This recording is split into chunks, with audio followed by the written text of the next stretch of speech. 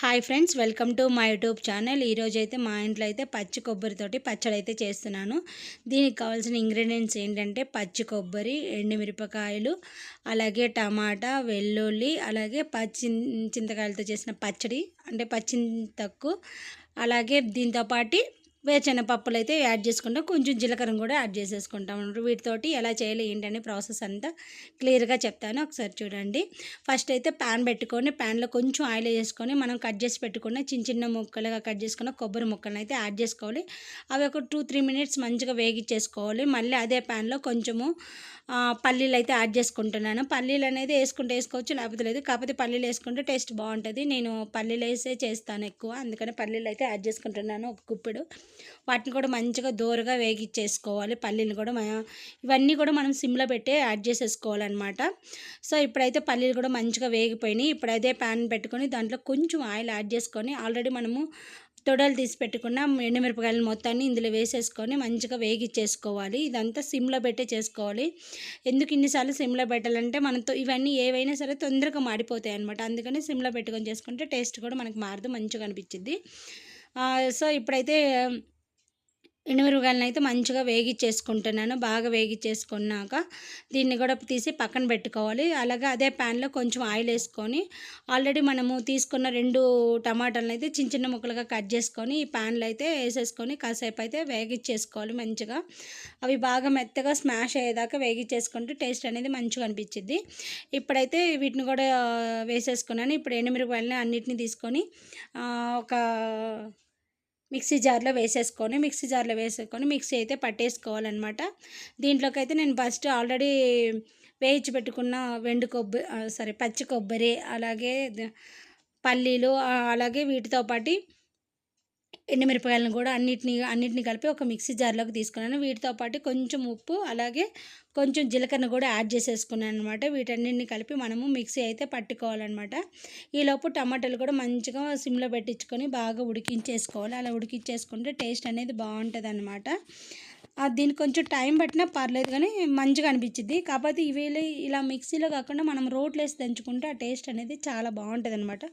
కానీ మనకున్న సిచ్యువేషన్లో అయితే రోల్ అయితే అవైలబుల్ లేదు. ఇంకా సో ఆప్షన్ లేకుండా మనం మిక్సీలో వేసుకొని మంచిగా మిక్సీ చేసేసుకోవాలి.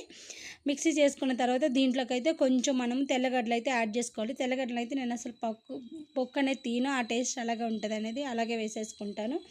దాంతోపాటు నేను తీసి పెట్టుకున్న చింతొక్కు పచ్చిని కూడా కొంచెం అయితే యాడ్ చేసేసుకుంటున్నాను. ఆల్రెడీ ఇన్ని వేసాను కాబట్టి కొంచెం కారంగా ఉంటే బాగుంటుందని చింతకుతో పాటు ఈ టమాటాలు కూడా ఉడికిపోయినాయి. అలాగే టమాటాలను కూడా వేసేసుకుంటున్నాను. ఇప్పుడు వేసే పచ్చిమిరపకాయలు మాత్రం దీంట్లో కాదండి, అవి నేను చట్నీ చేయడం కోసం అయితే పచ్చిమిరపకాయలు అయితే వాడిస్తున్నాను. మళ్ళీ దీంట్లో కనుక్కుంటారు, ఇంకెలాగో ప్యాన్ ఉంది కాబట్టి అలాగే కంటిన్యూగా చేసేసాను అనమాట. ఇప్పుడైతే ఇవి కొంచెం చల్లార్చుకోవాలి. టమాటాలు ఇప్పుడే వేసాం కాబట్టి కొంచెం చల్లార్చుకొని వేసుకుంటే మనకి బాగుంటుంది మిక్సీ. దీంట్లో పాటు నేను చింతకు కూడా కొంచెం యాడ్ చేసుకోవాలని చెప్పాను కదా, అది చింతకుని అయితే యాడ్ చేసుకొని అన్నిటిని కలిపి మనం మంచిగా మిక్సీలో అయితే పట్టేసుకోవాలన్నమాట. బాగా మిక్సీలో పట్టేసుకున్న తర్వాత ఇప్పుడైతే పోపు పెట్టేసుకుందాము. పోపు పెట్టుకుంటే బాగుంటుంది, పోపు పెట్టుకోకపోయినా బాగుంటుంది. పోపు పెట్టుకుంటే కొంచెం టేస్ట్ అనేది మంచిగా ఉంటుంది.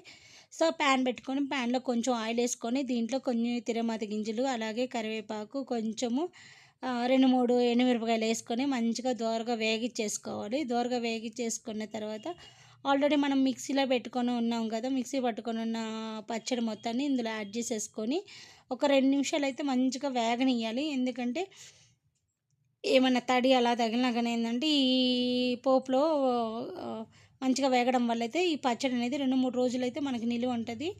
ఇదైతే ఎక్కువ పల్లెటూరులో అయితే మాత్రం బాగా చేసుకుంటారు. మా ఇంట్లో మాత్రం మంచిగా చేసిద్ది మా అమ్మ, మా అక్క అయితే డైలీ కాకపోయినా వీక్లీలో 1 టైం అయినా చేసిద్ది అనమాట పచ్చడిని. ఈ పచ్చడి అనేది కామన్ అనమాట, బాగా చేసిద్ది.